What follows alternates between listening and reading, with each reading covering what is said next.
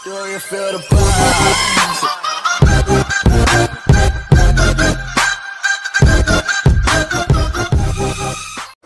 Assalamualaikum warahmatullahi wabarakatuh. Sahabat Ade Rais, juga sahabat guru di mana saja berada, sedikit kita berbagi cerita mengenai pendidikan di negara kita ya, khususnya di wilayah Bekasi nih, di tempat kami mengajar. Sudah ada kurang lebih 3 skema pembelajaran yang kita lakukan di sini. Yang pertama, ketika dibuka tahun ajaran baru, kita melakukan proses secara online total, seluruh dari kelas 1 sampai kelas 6. Kebetulan kita di SD,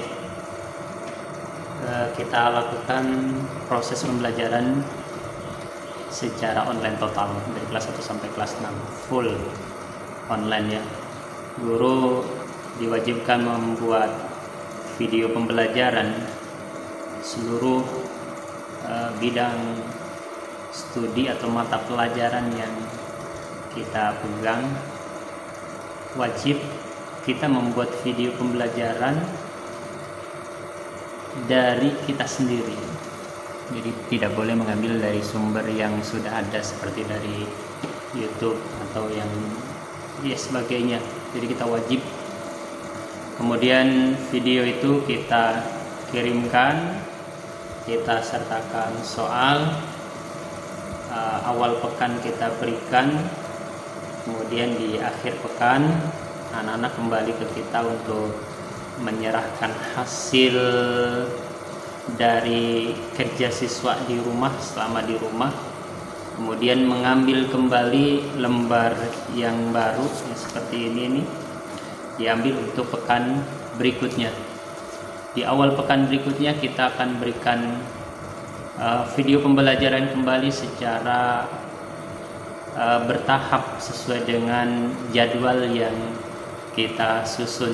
Setiap hari minimal ada 3-4 pelajaran yang kita berikan ke mereka, karena memang kita ini ada di swasta, jadi pelajarannya lumayan. Proses berjalan ternyata itu agak memberatkan, baik memberatkan wali murid, siswa, ya terlebih lagi guru yang memang harus memberikan video pembelajaran, menyediakan video pembelajaran yang harus kita bikin secara total dari hasil kerja kita sendiri, tidak boleh mengambil dari luar. Akhirnya selang beberapa minggu, karena kita anggap proses itu lumayan sulit buat kita semua, akhirnya kita mencoba untuk mengganti. Jadi pada skema yang kedua ini kita mix antara yang online dengan yang tatap muka. Ini hanya beberapa hari yang berjalan, karena memang kondisi kita masih seperti ini, masih ada rasa ketakutan. Yang saya mau sampaikan adalah kita pernah mencoba bahwa ada proses on off dan PJJ atau online. Jadi sebagian siswa yang mendapatkan rekomendasi dari orang tuanya bisa masuk, sementara ada siswa yang tidak mendapatkan rekomend dari orang tuanya untuk hadir ke sekolah, ya mereka belajar di rumah. Jadi secara garis besar 2 kegiatan guru, malah justru kegiatan guru bertambah. 1, kita harus tetap muka, langsung berhadapan dengan siswa yang hanya hadir beberapa kali dalam 1 pekan. Kemudian tugas berikutnya adalah kita juga harus menyiapkan video pembelajaran yang harus diberikan kepada siswa yang online. Sebenarnya sebagian guru ada yang nyaman dan sebagian lagi ada yang tidak nyaman. Orang tua pun sama, sebagian ada yang nyaman dan sebagian lagi yang tidak nyaman. Guru yang merasa tidak nyaman karena memang pelajaran yang harus diberikan 3 jam pelajaran dalam setiap minggunya ini hanya diberikan 1 jam pelajaran karena harus dibagi beberapa kelompok. Dalam satu kelas dibagi 2 kelompok, jadi setengah jam di kelas pertama, setengah jam lagi di kelas yang kedua. Proses itu sangat sulit buat guru yang memegang beberapa pelajaran, jadi sangat sulit ya. Kerjaannya jadi sangat,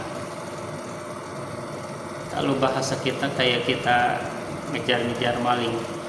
Di kelas ini belum selesai, kita baru tarik nafas, baru selesai, kita harus dihadapkan lagi di kelas berikutnya karena dalam satu kelas dibagi 2, mau tidak mau kita harus mengejar itu.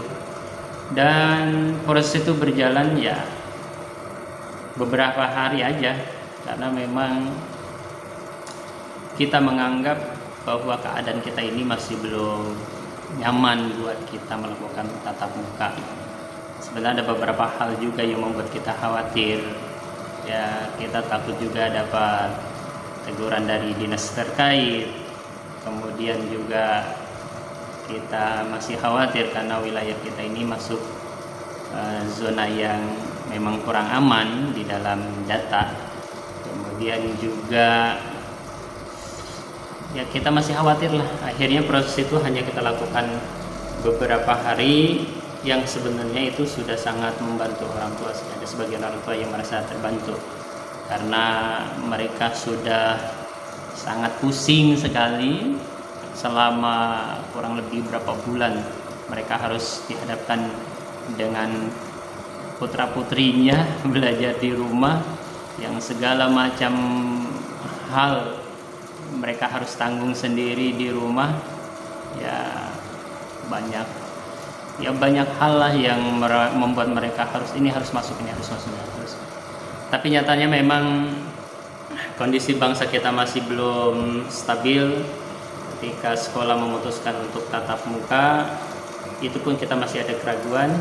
Ya benar sekali, akhirnya hanya beberapa hari kita berjalan dan sekarang kembali lagi pada skema yang berikutnya.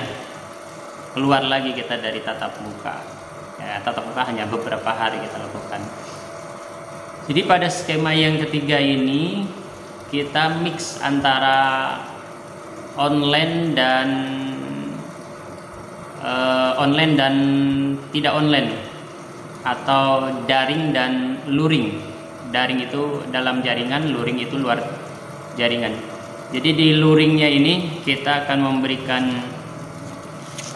materi berupa rangkuman seperti ini. Ini nanti akan kita berikan. Ini pekan depan ini pekan pertama untuk belajar secara luring.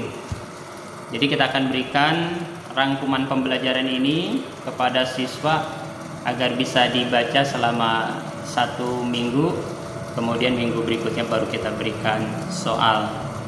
Dan ada juga yang kita berikan pelajaran secara daring atau online. Itu yang memang pelajaran yang memang harus ada penjelasan secara tepat. MTK misalnya, MNR, bahasa Inggris untuk kelas 6 ditambah bahasa Sunda. Kemudian ada tahsin, ada tahfiz. Ini tidak bisa kita berikan secara rangkuman seperti ini, secara luring tidak bisa. Jadi kita mix antara luring dan daring. Sisanya itu dari pelajaran yang tadi saya sebutkan itu diberikan rangkuman, kita lakukan proses secara luring. Seperti ini. Nah, inilah rangkuman beberapa pelajaran yang kita siapkan untuk 1 pekan. Nanti pekan berikutnya kita akan buat lagi seperti ini. Kita berikan, kemudian kita berikan soal. Jadi begini, teman-teman, keadaan kita ya mungkin kita emang harus banyak berdoa aja kepada Allah. Mudah-mudahan bangsa kita ini menjadi bangsa yang aman ya. Kita bisa bebas dari COVID-19 agar bangsa kita ini bisa melakukan proses pembelajaran secara tepat. Kita sangat tahu bukan hanya sektor ekonomi yang tergerus dari COVID-19 ini, sektor pendidikan salah satu hal yang sangat besar pengaruhnya dari COVID-19 ini. Kembali sahabat, jadi proses pendidikan salah satu bidang yang sangat terpengaruh dari COVID-19 ini. Kita merasakan sangat berat ya. Mudah-mudahan bangsa kita ini, Pak Presiden dan para jajarannya, para menteri bisa mengambil langkah yang tepat untuk proses pendidikan ini, juga bisa segera dengan cepat menangani wabah ini ya. Kita tidak tahu wabah ini akan berakhirnya kapan, tapi kalau terus-terusan seperti ini ya, bangsa kita sudah kita perkirakan lah, pendidikan secara online itu jauh sangat berbeda. Jadi kita sangat khawatir dengan kualitas pendidikan anak bangsa kita. Dalam 1 tahun saja kita proses seperti ini, kualitas mereka sudah sangat jauh berbeda ya, kita rasakan itu semua. Mudah-mudahan ini akan cepat berakhir sehingga kita bisa hidup secara aman, damai, tenang, tentram. Kita di dalam suasana yang baik. Mudah-mudahan itu semua tercapai. Mari kita banyakin doa aja lah kalau seperti ini. Mudah-mudahan ada solusi yang terbaik dari pemerintah untuk menangani COVID-19 ini. Baik, itulah sahabat sedikit cerita tentang proses pembelajaran di sekolah kami. Saya yakin di sekolah teman-teman juga banyak yang banyak cara yang dilakukan, tidak seperti yang kami lakukan. Nanti kita bisa saling sharing, saling berbagi kira-kira langkah-langkah seperti apa yang tepat untuk proses pembelajaran siswa selama COVID-19 ini. Kita saling berbagi saja ya. Cukup sekian. Assalamualaikum warahmatullahi wabarakatuh. Salam Ade Rais.